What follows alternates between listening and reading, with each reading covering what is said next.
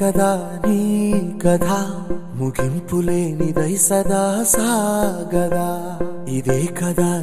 కదా నీ కథ ముగింపులేనిదై సదా సాగదా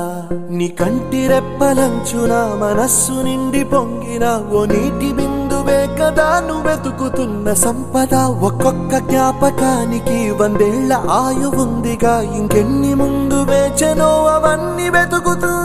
పదా మనుష్యులందు నీ కథ మహర్షిలాగా సాగదా